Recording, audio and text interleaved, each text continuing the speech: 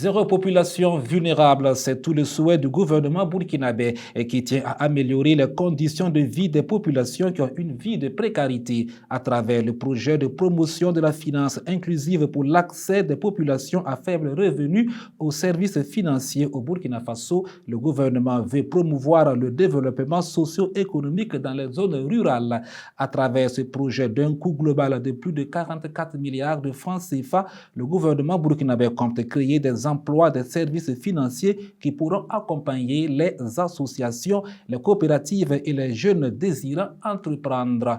Un projet qu'a apprécié la Banque ouest-africaine de développement BOAD et qui a décidé de prêter à l'État 12,250 milliards de francs CFA.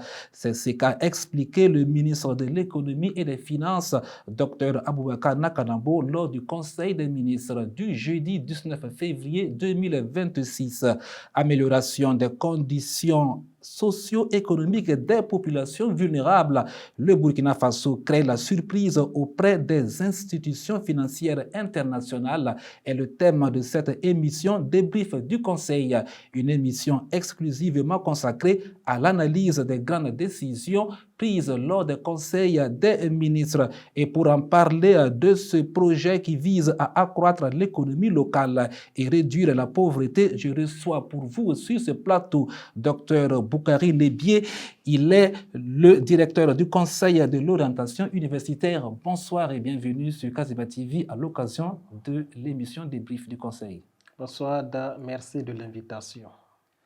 Merci à vous, chers téléspectateurs, téléspectatrices de Kaziba TV. Merci pour l'amitié que vous nous faites en nous suivant sur Kaziba TV à votre émission Débrief du Conseil. Alors, Dr Lebié, vous l'avez bien suivi, tout comme moi aussi, lors du Conseil des ministres du jeudi 19 février 2026.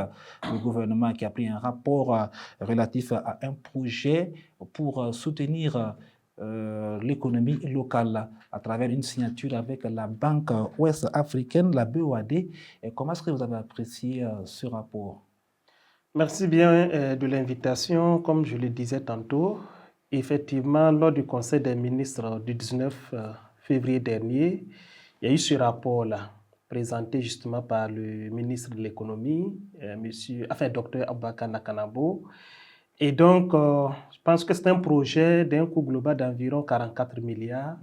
Et la BOAD décide de financer une première partie à hauteur d'environ plus de 12 milliards de francs CFA. C'est à saluer parce que quand vous regardez un peu les bénéficiaires de ce prêt-là, qui sont les groupements de femmes, les groupements d'éleveurs et d'agriculteurs, les petits commerçants, ça va justement permettre de développer l'économie locale et aussi de permettre aux populations à faible revenu ou qui n'ont pas du tout de revenus dans les zones assez reculées de pouvoir avoir des financements à travers les microfinances, des financements qui ne vont pas forcément tenir compte de ce que les banques classiques demandent très souvent, c'est-à-dire les questions de garantie. Donc, ça montre encore une fois de plus à travers ce rapport-là, ce prêt que le gouvernement obtient, que nous avons non seulement un pays qui est solvable, notre pays est solvable, comme l'expliquait d'ailleurs le ministre Nakanabo, sur le marché international, notre pays n'a pas de dette lorsque nous prenons nos prêts depuis les 3 ans que le capitaine Ibrahim Traoré est au pouvoir. Ces prêts sont remboursés. C'est pour dire que ce n'est pas le prêt qui pose problème, c'est ce qu'on fait avec le prêt. Le père de la révolution d'août 83 l'avait dit, le Burkina Faso ne refuse pas l'aide, mais nous voulons l'aide qui va nous aider à nous passer de l'aide. C'est pareil pour le prêt. Il n'y a pas un pays au monde qui ne vit pas sans aller vers les institutions financières pour acquérir un prêt. C'est très important. C'est très important. Il n'y a pas ce pays-là au monde. C'est vrai, on pourrait rétorquer qu'on ne prend pas de mauvais exemples, mais c'est aussi dire avec des exemples assez concrets. Que ce soit les États-Unis, ils prêtent. Ils empruntent plutôt. Que ce soit la France, elle emprunte. D'ailleurs, le taux de prêt de la France, ça a des coûts de milliards d'euros. On a un pays à côté qui est la Côte d'Ivoire. Quand vous arrivez en Côte d'Ivoire, en termes de développement, en tout cas infrastructurel, il n'y a pas de débat. mais la Côte d'Ivoire, elle également prête. Il n'y a pas ce pays au monde qui ne prête pas. Mais la différence, c'est que quand on prête, on rembourse. Absolument. Oui, il y a des pays qui prêtent et puis qui ne remboursent pas. C'est pourquoi Malgré le contexte. Malgré le contexte, nous prêtons et nous remboursons. Et quand nous prêtons aussi, ce pourquoi le prêt est demandé, il n'y a pas de détournement de fonds. C'est-à-dire que l'argent, non seulement que nous arrivons à avoir sur le marché international, nous l'injectons dans les populations, dans les projets qui vont être à l'avantage des populations. De façon transparente. De façon assez transparente. Donc, c'est à saluer et encourager encore le gouvernement à aller dans ce sens-là. Permettre aux populations d'avoir des prêts assez légers, sans forcément qu'on leur demande des garanties, comme ce que font les banques classiques, alors qu'elles n'ont pas, ces populations n'ont pas ces garanties-là. Et si les populations ont ces petits prêts, ça leur permet d'améliorer leur niveau de vie parce qu'elles vont pouvoir commercer, elles vont pouvoir entreprendre des activités comme les appellent les AGR, les activités génératrices de revenus plutôt. Et ça permet même d'améliorer le taux d'accès non seulement à l'éducation et à la santé. Parce que quand vous allez dans les localités reculées, les populations parfois sont malades, mais à cause de 500 francs ou 1000 francs, elles n'arrivent pas à aller à l'hôpital. Il y a des enfants qui l'abandon scolaire parce qu'on n'a pas l'argent pour scolariser les enfants. Or, avec ces prêts-là, ça va permettre aux populations de s'autonomiser et de ne pas être toujours à la merci non seulement des vendeurs d'illusions comme ceux qu'on recrute à travers le terrorisme, mais aussi de ne pas toujours être dépendant de l'État central. Alors, merci bien d'avoir développé ce sujet. Alors, on voit qu'il y a un narratif qui est construit contre le Burkina Faso, qui décourage les investisseurs. Mais malgré tout cela, les partenaires quand même viennent. Voilà, on a l'exemple de cette banque qui est venue alors, pour signer l'accord. Alors, quelque part, quelque chose est fait. Absolument, quelque chose est fait. Et là également, j'ai écouté, j'ai vu plutôt la vidéo du ministre de l'économie, Dr Aboubakar Nakanambo, qui demandait qu'un travail assez proactif soit fait par nos diplomates pour déconstruire les clichés qui sont construits actuellement autour du Burkina Faso, à savoir que c'est un pays à risque et qui fait que lorsque les banques veulent nous prêter de l'argent, le taux d'intérêt est très élevé parce que plus le pays est présenté comme un pays à risque, plus le taux d'intérêt est élevé, alors que malgré ce narratif-là, non seulement nous, comme on l'avait dit déjà, nous payons ce que nous prenons, mais le narratif n'a pas empêché aussi que des institutions financières raisonnables, comme la BOAD, acceptent de venir donc au chevet du Burkina Faso et de permettre à l'État burkinabé de financer ce projet-là. Cela laisse entendre qu'aujourd'hui, de plus en plus, les gens comprennent, les institutions financières comprennent, certaines grandes puissances comprennent qu'il y a une cabale organisée autour du Burkina Faso pour nous ostraciser, pour nous mettre sur le banc des différentes nations et présenter notre pays comme étant un pays indésirable. Vous vous souviendrez, il y a eu des temps où chaque fois, ce sont des pays dits grandes puissances à travers les médias mensonges qui peignent le Burkina Faso, telle zone est inaccessible. On avait même peint tout sauf Ouagadougou. Mais à la différence, c'est que quand vous arrivez au Burkina Faso, les gens circulent librement. Je crois que c'est en avril dernier ou en février plutôt 2000, en tout cas, mais en 2025, quand vous voyez le retour des Afro-Américains oui. Qui étaient là, plus de 700 personnes qui sont venues voir. On a eu des témoignages qui ont été faits. Moi, j'ai échangé avec certains qui disent, mais nous sommes venus à Ouagadougou, nous avons fait même le tour de certaines parties du Burkina Faso et nous sommes ébahis. Ça tranche nettement avec le narratif que nous avons aux États-Unis, ce que certains Africains tentent de montrer comme étant l'image du Burkina Faso. Mais malheureusement, certains Burkinabés même vivant à l'extérieur, qui veulent faire comprendre qu'au Burkina Faso, la vie est ci, la vie est ça. C'est comme si vous arrivez au Burkina Faso, les terroristes vous attendent à l'aéroport pour vous cueillir, ce qui n'en est pas le cas. Et donc, c'est de saluer la démarche, la diplomatie du Burkina Faso qui permet non seulement d'acculer tous ceux-là qui veulent nous présenter comme un État infréquentable, mais aussi saluer les institutions à l'image de la BOAD qui a compris et les grandes puissances aujourd'hui qui reviennent Vous avez certains qui sont partis, on ne les a pas chassés parce qu'ils sont dans leur dynamique de on ne peut pas collaborer avec telle autre grande puissance. Mais la réalité, c'est qu'aujourd'hui, certains veulent revenir et certains d'ailleurs vont frapper à la porte du Burkina Faso parce que les autorités y travaillent fortement.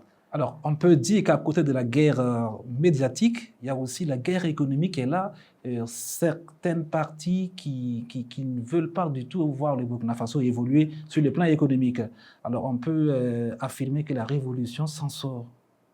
La révolution s'en sort. Non seulement quand vous prenez à l'interne, parce que ça aussi, il faut le dire, à l'interne, il y a une mobilisation des ressources qui n'est jamais égalée de par le passé. Quand vous prenez par exemple le Fonds de soutien patriotique, c'est à des centaines de milliards. Ce sont les Burkinabés eux-mêmes qui financent la guerre. Mais à côté aussi, il y a ce que la diplomatie, le ministre Aboubacar Nakanamo l'a dit. La défense protège le pays contre les ennemis. La diplomatie ouvre les portes et puis l'économie finance et la guerre et le développement socio-économique. Mais c'est dire aussi que notre économie, cette diplomatie économique-là, elle est assez vivante. C'est la raison pour laquelle nous arrivons toujours à aller non seulement sur le marché international et à avoir des résultats assez probants et que des institutions financières qui n'ont que leurs intérêts à défendre. Et malgré cela, si elles viennent vers nous, ça veut dire que nous avons gagné la bataille également. Non seulement la bataille communicationnelle, parce que ceux qui ne veulent pas que ces institutions-là nous financent, communiquent.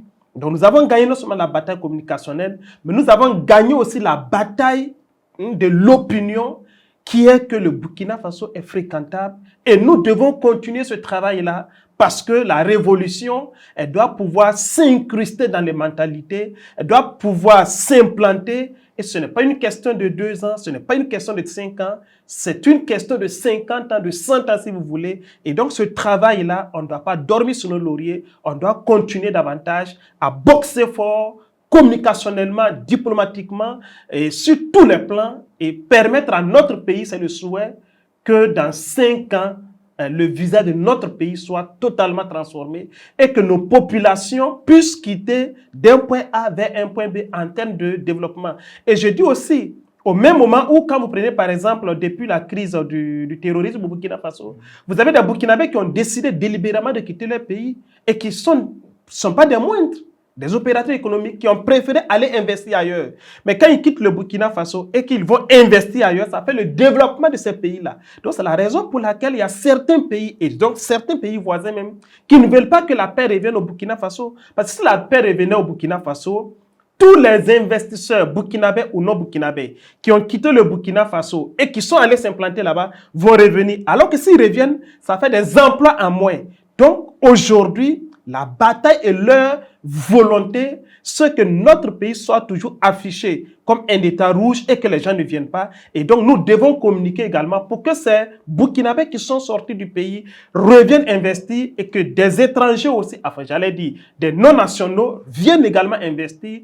Et c'est en cela que moi, j'ai un peu regretté, par exemple, les propos de ceux qui estiment que, c'est vrai, un opérateur Batipro a eu des propos un peu déplacés, un peu condescendants, qu'on condamne, mais ce n'est pas le moment de dire qu'il doit quitter le Burkina Faso, parce qu'il fait au Burkina Faso ce que certains Burkinabés n'acceptent pas faire. Il a investi au Burkina Faso, il contribue à l'économie, il contribue à créer des emplois au moment où des Burkinabés ont quitté le pays, par exemple. Donc, et en plus, il s'est excusé. Il s'est excusé. Voilà. Donc, il faut accepter les excuses. Nul n'est infaillible sur cette terre-là. Même ceux qui l'accusent, j'ai d'ailleurs entendu qu'on l'attendait au tournant, parce que vous savez que le prix des motos, par exemple, quand ils décident de casser les prix des motos, ça ne plaît pas à des Burkinabés qui sont des commerçants et qui décident délibérément de grimper les prix des motos.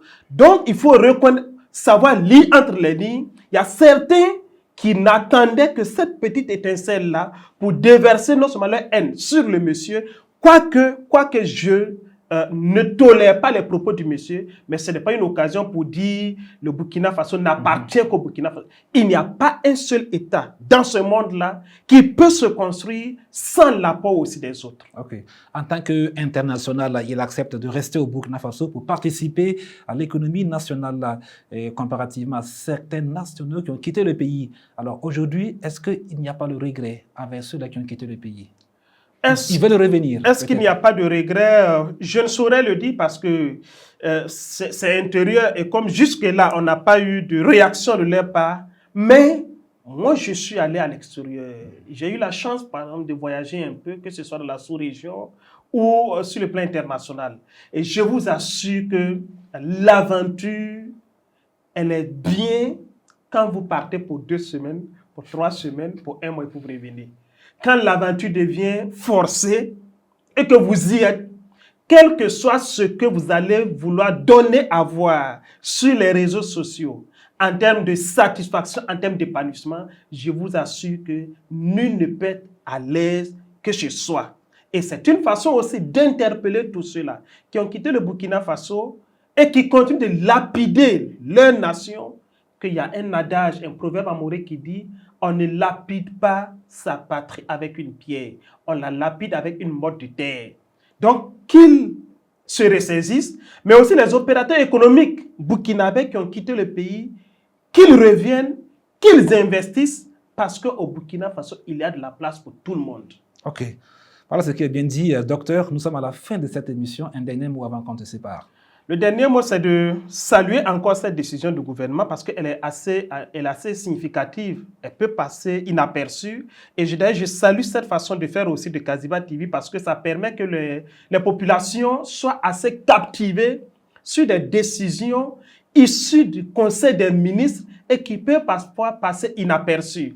Quand vous prenez à cela, par exemple, je pense que c'est 2 ou 3 conseils de ministres avant celui du 19 février où l'État avait pris la décision, par exemple, de faire construire les sièges sociaux des entreprises à partir de qui ont un chiffre d'affaires d'à partir de 5 milliards. Mais je vous assure, quand vous regardez ce rapport du Conseil des ministres là, en termes de création d'emplois, ça va beaucoup booster l'économie et ça va donner aussi du travail au privé. Pour ceux qui disent par exemple que avec l'initiative Faso Merbo, l'État est en train de prendre le travail des privés. Non, les entreprises privées pourront toujours avoir du travail parce que ces sociétés étrangères qui sont au Burkina Faso, quand elles vont construire les sièges, ce n'est pas Faso Merbo qui va le faire. Okay. Saluer le gouvernement et dire qu'à cela, si on ajoute par exemple la réduction des prix de certains produits de santé qui s'élève à plus de 3 milliards de francs CFA. En 2025, on avait eu le même geste qui s'élevait à 5 milliards. Donc, en moins d'1 an, vous avez sur le plan de la santé, réduction d'à peu près de 8 milliards. Ça veut dire que c'est l'État qui supporte et en même temps, c'est comme si on donnait de l'argent aux populations qui va leur permettre encore d'améliorer leur niveau de vie et leurs conditions de vie, j'allais dire. Alors, merci à vous, docteur Nebié, d'être passé à Kaziba TV. Merci.